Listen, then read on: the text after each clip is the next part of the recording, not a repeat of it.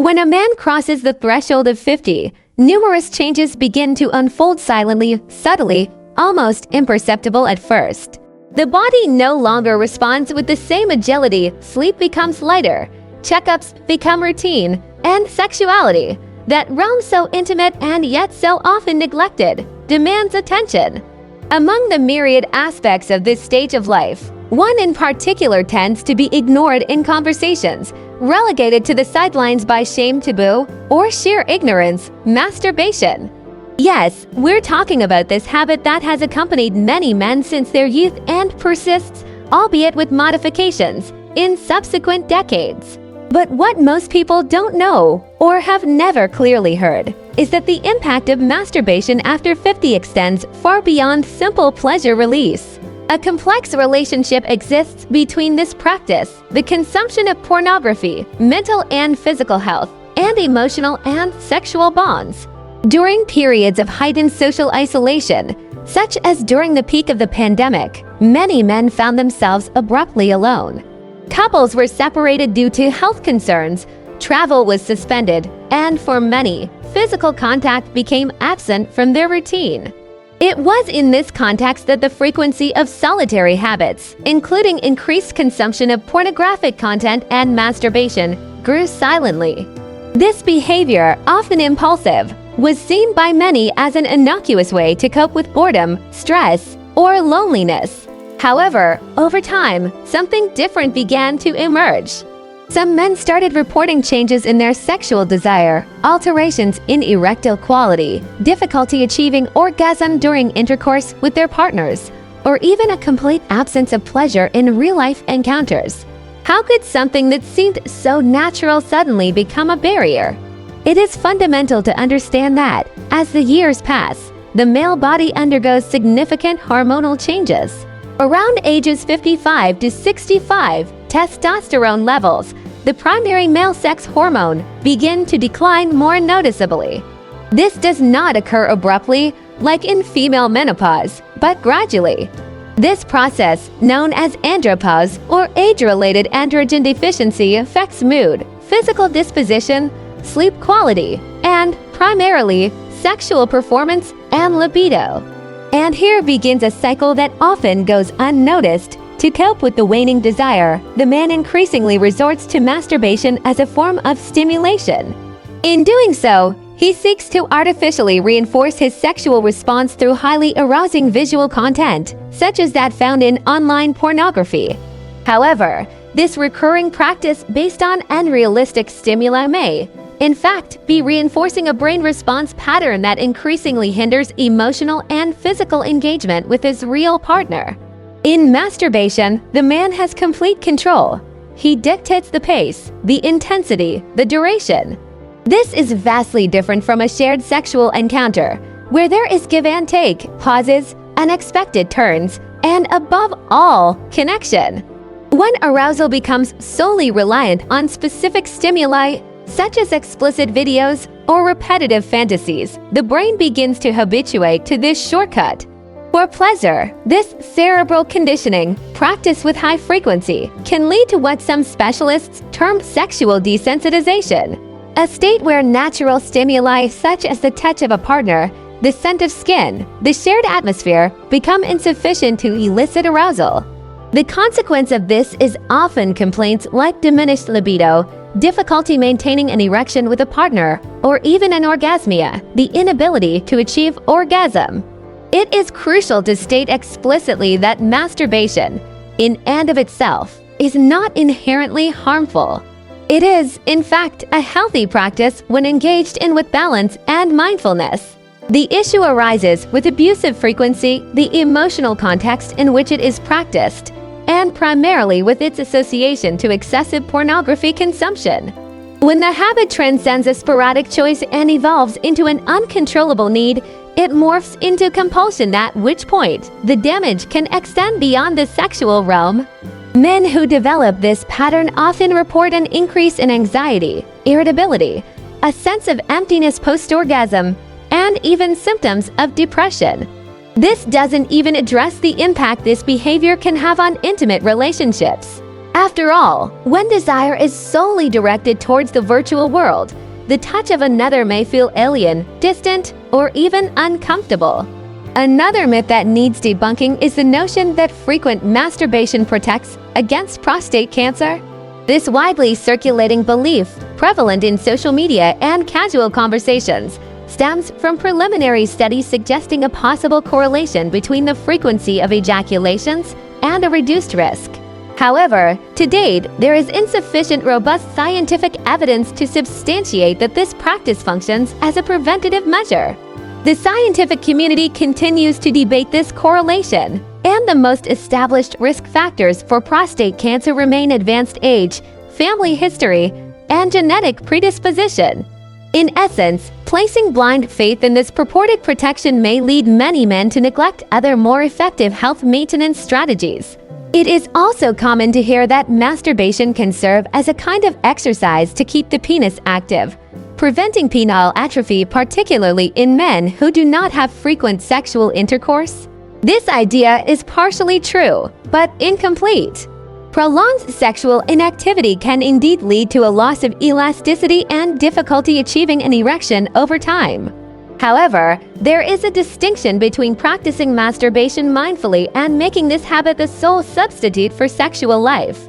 Pelvic floor physiotherapy, for instance, has proven to be far more effective for this purpose, strengthening the pelvic floor muscles and improving blood flow to the genital region.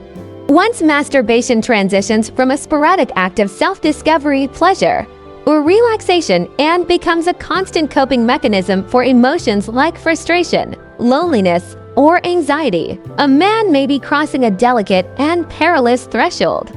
Often, the initial signs that something is amiss are subtle, camouflaged in minor behavioral shifts, mood fluctuations, decreased work productivity, or a persistent sense of emotional exhaustion, seemingly without cause.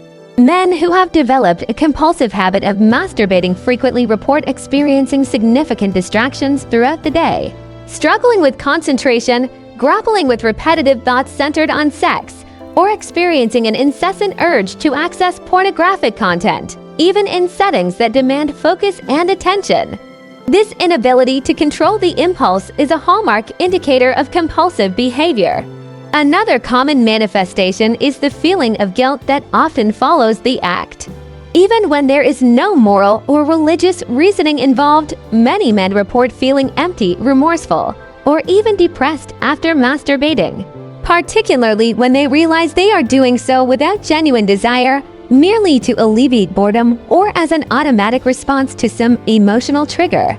This skewed relationship with one's own pleasure is a clear indication that the behavior is exceeding healthy boundaries. Furthermore, there is a direct impact on self-esteem.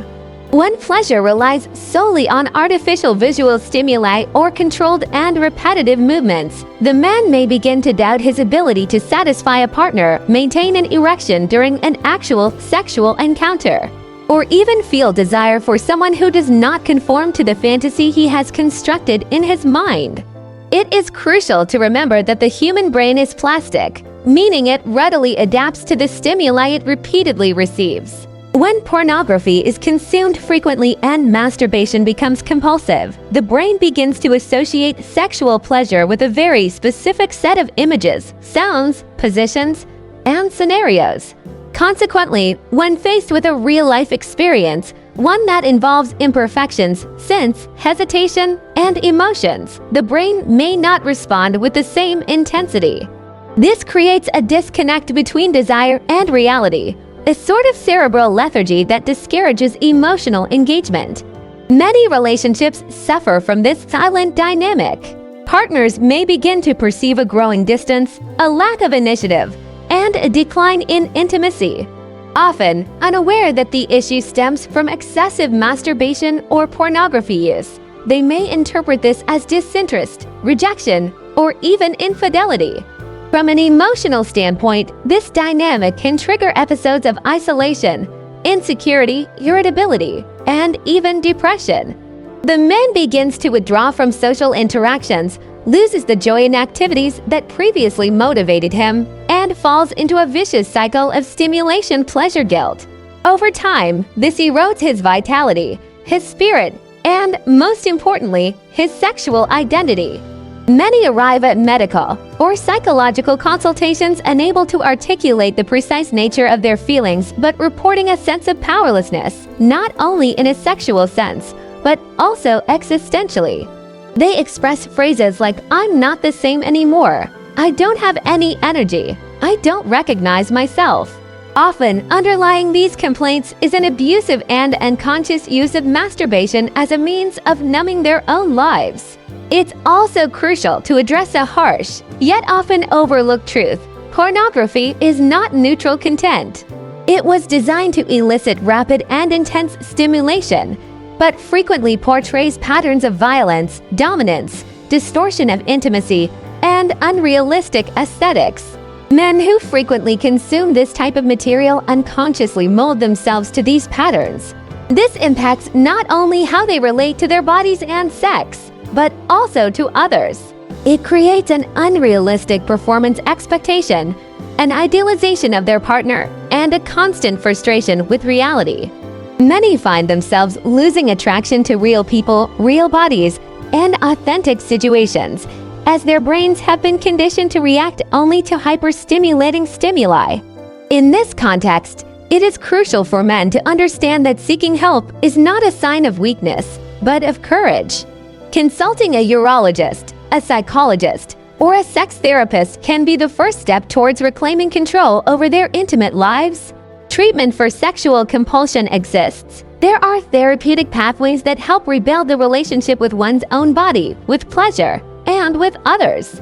More importantly, a fulfilling and satisfying active sex life is possible after age 50, provided it is built with awareness, care, and respect for the body's natural changes. There are also resources that can be valuable allies in this process of regaining control. Pelvic floor exercises, specialized physiotherapy, couples therapy, support groups, mindfulness techniques for impulse control, among others. The solution does not lie in repression, but in transforming the relationship with pleasure. At this juncture, it is crucial that you, the viewer, pause for a moment and reflect. What is the state of your relationship with your own body? Has masturbation aided you in self-discovery, or has it become an emotional crutch? Has pornography consumption impacted your libido? Do you find fulfillment in your real-life relationships, or are you trapped in a cycle of artificial stimuli?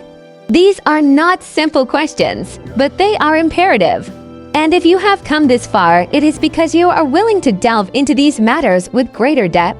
And before we delve into practical strategies for reigniting desire, rebuilding the connection with your partner, and rediscovering a new way to love sexuality after 50, I'd like to extend a special invitation to you.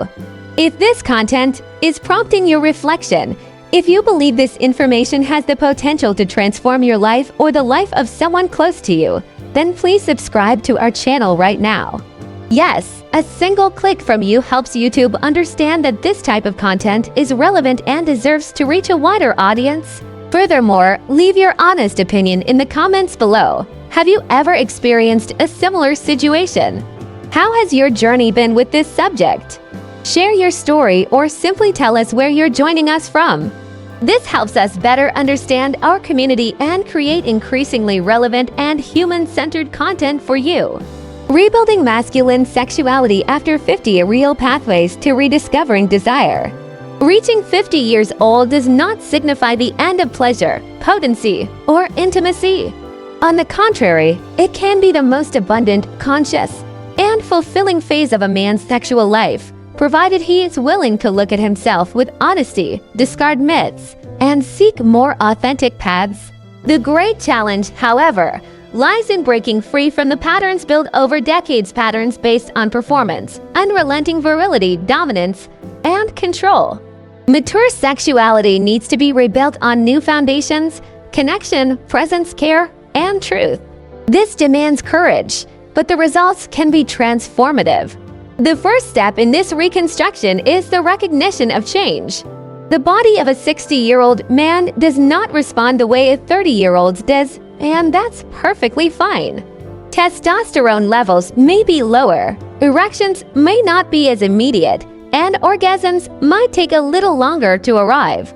This is not a failure. This is physiology. It's the natural cycle of life. The big question is how to deal with this without resorting to the escapism of pornography, compulsive masturbation, or denial? The answer lies in adaptation and the appreciation of other aspects of intimacy. Pleasure is not only in the peak of the sexual act, but in the entire journey that leads to it.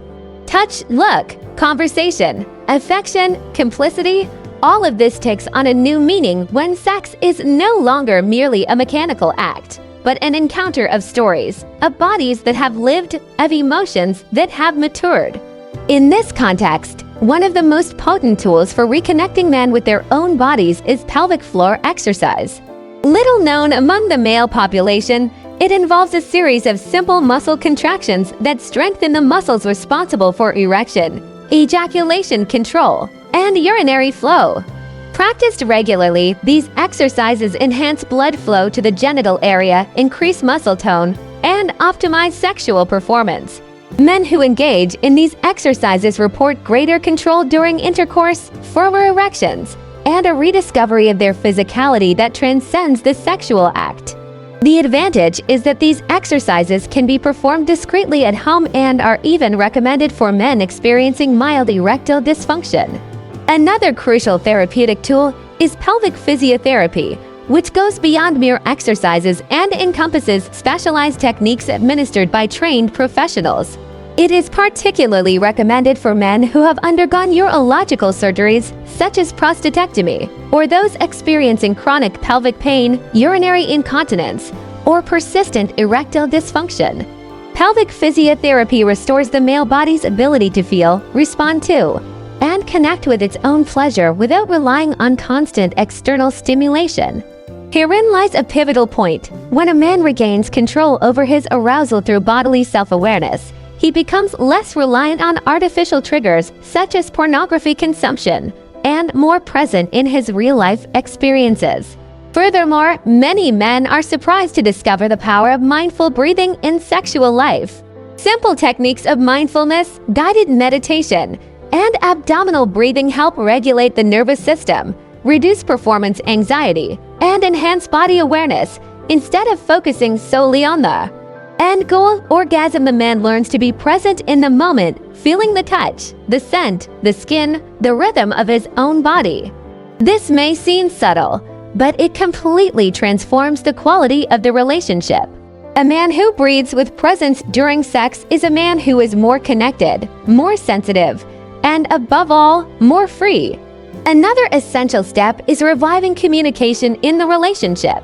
Many couples, after decades together, fall into an affective silence. Sex becomes mechanical when it even exists. Caresses become scarce. Kisses disappear. It's as if intimacy has been replaced by routine.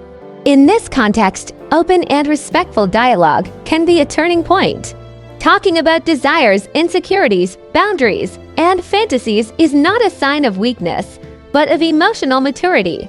And often, the partner is just as lost as the other, wanting to reconnect, but unsure where to start. An honest conversation can rekindle the flame of interest, rebuild trust, and open space for new forms of pleasure, which needn't follow youthful models to be intense. For those who are single, divorced, or widowed, a path still exists, one that lies through reclaiming self-esteem and embracing new experiences. Many mature men cease investing in romantic life out of shame about their bodies, fear of judgment, or apprehension about not measuring up. But the truth is that desire knows no age. A significant number of women in the same age bracket seek precisely what these men can offer: presence, attentiveness, respect, and authenticity. The key lies in relinquishing the pressure of performance and allowing oneself to experience encounters with lightness. Pleasure in maturity is far more connected to emotional connection than physical prowess. And this is one of the greatest liberations that age affords: the freedom to love oneself with greater authenticity and to love others with deeper intimacy.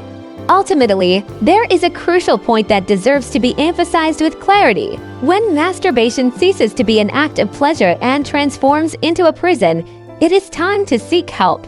This is not about demonizing the act itself, but about understanding its place. A specialized professional, be it a sex therapist, a psychologist, or a urologist with experience in sexuality, can assist in identifying compulsive patterns, reframing the relationship with pleasure, and guiding pathways toward reconstruction. Sexual health is an integral part of overall well-being. To neglect it is to create space for silent suffering, and no one has to endure this alone.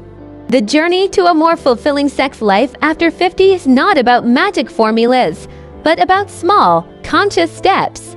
It's a process of returning to oneself, of listening to one's body, of rebuilding intimacy.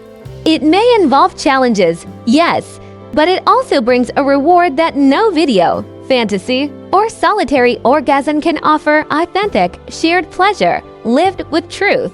And this pleasure has no expiration date, it simply needs to be cultivated with presence. Throughout life, men are exposed to a series of explicit and implicit messages about what it means to be a man. From a young age, many grow up hearing phrases like "a real man can handle anything," "he can never fail," "he must always have a sex drive," and other seemingly harmless or even humorous statements that, despite their outward appearance, silently and oppressively shape the construction of masculinity. These discourses intensify even further when it comes to sexual life. Potency, the frequency of relationships, performance, and even the type of pleasure expected are viewed not as natural parts of sexuality, but as proofs of personal value. This transforms the man into a prisoner of an ideal that is not human, it is performative, exhausting, and unattainable. And as the years go by and the body no longer meets the demands of this ideal, guilt, shame, and silence emerge. At 50, 60, or 70, many men carry the burden of feeling sexually insufficient. Some withdraw, others conceal their struggles, even from their partners, while others attempt to compensate for this sense of failure through compulsive masturbation or excessive pornography consumption, ways of clinging to an artificial notion of potency. This isn't a matter of weakness, but a consequence of society's decades-long failure to equip men to confront vulnerability. While for many women, sexual maturity signifies liberation, discovery, and empowerment, for a significant portion of men, it remains fraught with fear and insecurity. The fear of inadequacy, the fear of failing, the fear of being unwanted, the fear of being replaced. These are legitimate fears, but ones that need to be embraced, reframed, and not suppressed or ignored. We live in a culture that idolizes youth and associates sex exclusively with physical performance. Movies, soap operas, commercials, and even popular jokes perpetuate the notion that pleasure is tied to constant virility, a firm erection, and frequent conquests. It's no surprise that when a man begins to notice natural changes in his sexual response, he feels he's losing an essential part of his identity.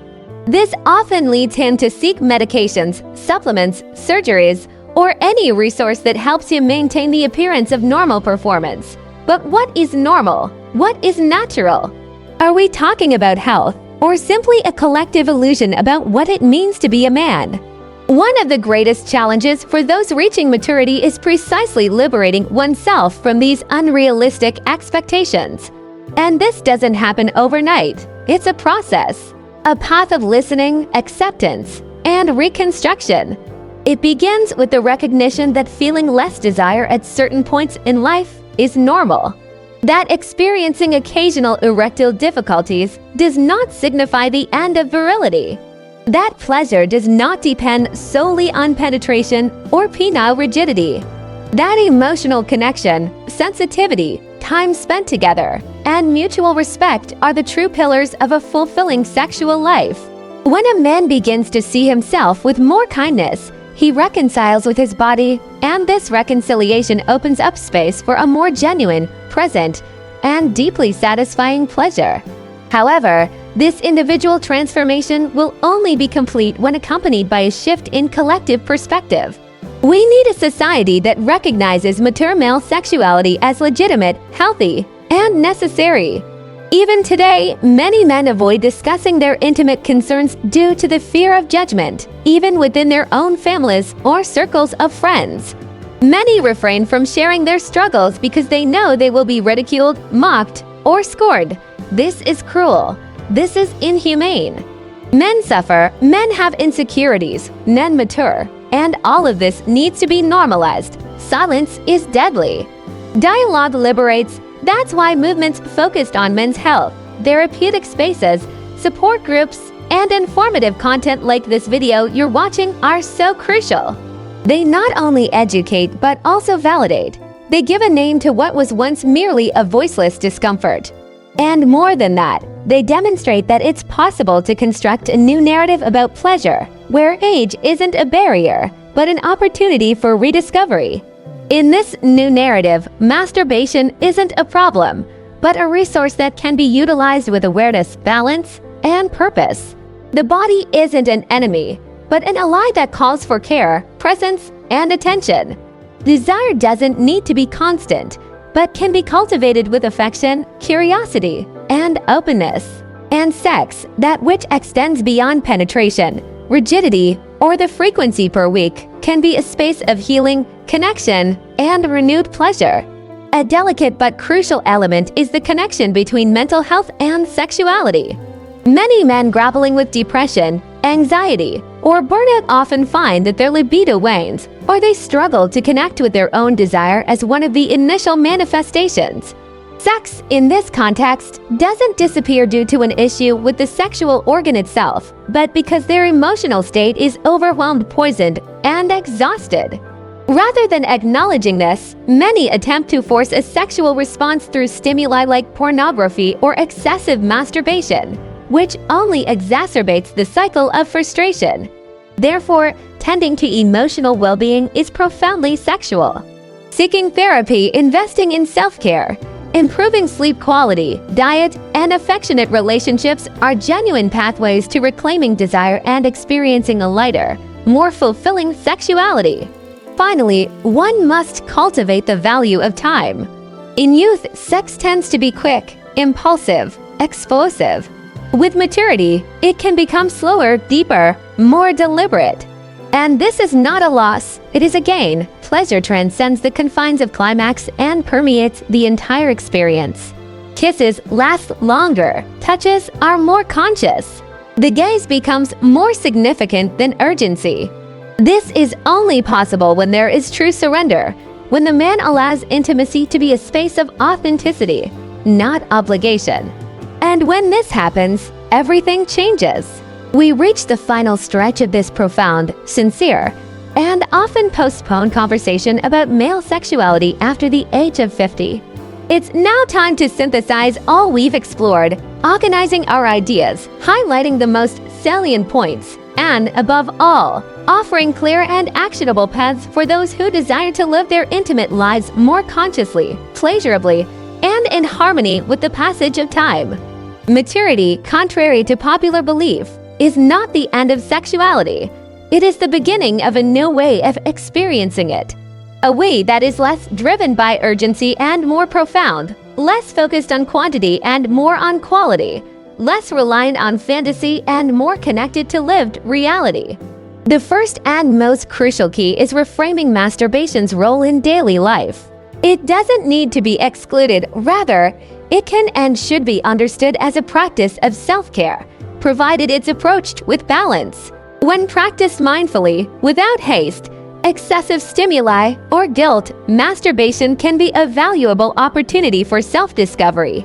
The problem arises when it becomes a systematic substitute for other forms of connection, when physical touch with others is avoided, when genuine desire is suppressed, and when pleasure is reduced to the automatic repetition of artificial visual stimuli. The crux lies in equilibrium. A pertinent question to ask oneself is, am I choosing this moment of pleasure, or am I being driven by it? The distinction between choice and impulse is what separates healthy pleasure from silent compulsions. Another crucial aspect is evaluating the degree to which pornography is negatively shaping your sexuality. It is indeed feasible to lead a fulfilling sexual life without relying on the constant consumption of such content.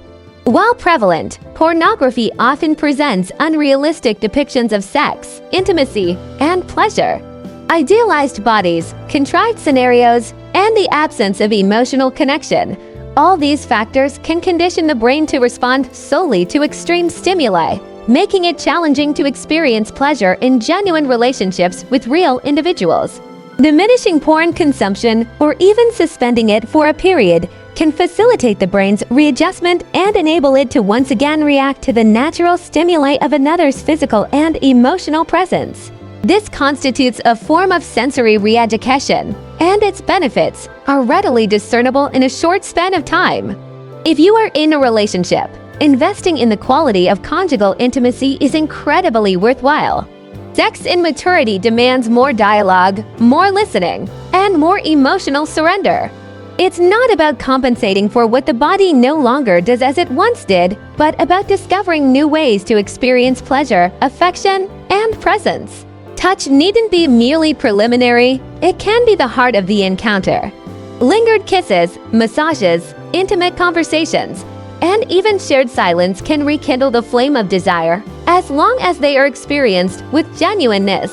What truly matters is abandoning the notion that sex is solely penetration or physical performance.